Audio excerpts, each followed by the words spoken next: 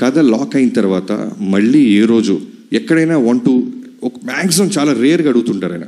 అది కూడా ఎలా అడుగుతారంటే, బాబీ గారు ఇది ఓకేనమ్మా, ఇది ఓకే, చూసుకో ఒకసారి, ఇది ఇలా కూడా చూడొచ్చా, ఇది ఇలా కూడా చెప్పచ్చా అంటే దాంట్లో ఏదో ఉన్నట్టు. సో వెంటనే నేను టీంతో బౌన్స్ బ్యాక్ వెళ్ళి వర్క్ చేయటం మొదలెట్టేవాడిని. అలా చాలామంది బాలయ్యబాబు గారికి ఫ్యాన్స్ ఉంటారు, డైహార్డ్ ఫ్యాన్స్ అంటారు. నేను వర్క్ చేసినప్పుడు నేను రాసిన ఒకే ఒక పదం, ఆయన గురించి నేను తెలుసుకున్న తర్వాత రాసిన ఫస్ట్ డైలాగ్, ఒకడెవడో అంటాడు సినిమాలో ఇతనికి శత్రువులు ఎక్కువ అని. దానికి బాలకృష్ణ గారి చేత ఒక మాట చెప్పించా, అరే ఓ సిఐ సాబ్ హమ్కో దుష్మన్ కమ్ జాన్ దేనే వాళ్ళ ఫ్యాన్స్ జాదా హై. సో అది నిజంగా బాలయ్యబాబు గారితో పనిచేస్తే ఫ్యాన్ అవటం కాదు, లవ్లో పడిపోయి అడ్మైరర్ అయిపోయి మనం ఫాలోవర్ అయిపోతాం.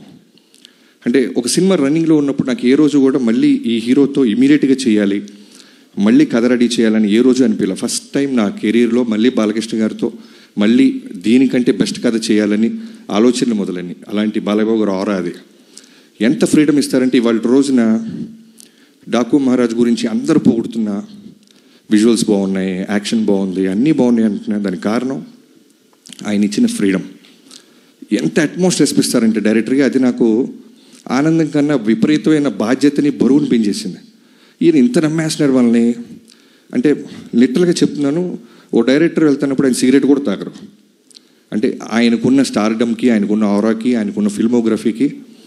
నాకు 6వ సినిమా నేను దాక్కుని వెళ్ళాల్సి వచ్చేది. ఆయన నన్ను చూసి సిగరెట్ పడేస్తారు, వెంటనే లెగిసి మాట్లాడతారు, డైరెక్టర్ గారు వస్తున్నారు సైలెంట్గా ఉండండి అంటారు. ఇలాంటి ఒక సూపర్ స్టార్డమ్ ఉన్న హీరో ఎందుకు గాడ్ ఆఫ్ మాసెస్ అయ్యారు, ఇవన్నీ నేను దృష్టిలో పెట్టుకొని ఏదో ఒక విధంగా ఇంత ఫ్రీడమ్ ఇస్తున్నారే, ఇంత గాడ్ ఆఫ్ మాసెస్ హీరో నా చేతిలో ఉన్నారు కదా, మనం బెస్ట్ ఇవ్వాలి అని ఇప్పటిదాకా నేను గర్వంగా చెప్తున్నాను. ఇంకా వర్క్ చేస్తూనే ఉన్నాను, చేస్తాను కూడా. ఈ సినిమా జాన్ 12న ఒక టీం అందరం కలిసి, ఇది నా ఒక్కడి కృషి కాదు, హానెస్ట్గా చెప్తున్నాను, ఒక సైన్యంతో.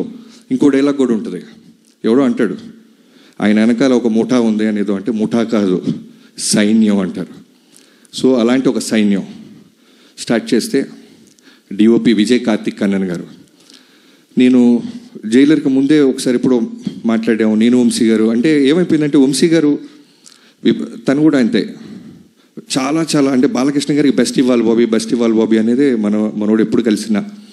సో విజయ్ కార్తిక్ కన్నన్ గారి గురించి అడగంగానే వెంటనే టచ్లోకి వెళ్ళి ఆయన పిలిపించి కథ చెప్పడం జరిగింది. సో విజయ్ గారిని ప్రాజెక్ట్లో తీసుకురావడానికి ఫస్ట్ నేను థ్యాంక్స్ చెప్పాల్సింది వంశీ గారితో పాటు ఈక్వల్గా తేజు గారికి.